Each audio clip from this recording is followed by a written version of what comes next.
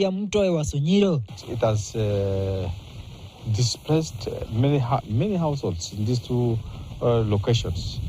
Over 500 households in Iresaburu, 550 households. Wakazi hawa bado wanategemea msaada kutoka kwa serikali na mashirika mbalimbali. Every month, household yote sasa household moja inalipa 300. We feel that watauza to get water because hatuna ile boreholes ya maji. Because of this, they require where to store the water. So that is the reason why we provide these items. Mwanahifadhi wa wanyamapori Daktari Justus Nyamu maarufu Elephant Man yuko katika safari ya kutembea siku 90 hadi Ethiopia, lengo likiwa hamasisho la uhifadhi wa wanyama na mazingira haswa ndovu. We are on a 90-day walk to Ethiopia under the name Horn of Africa. This is my 10th walk edition. Ken Gashuhi, KTN News.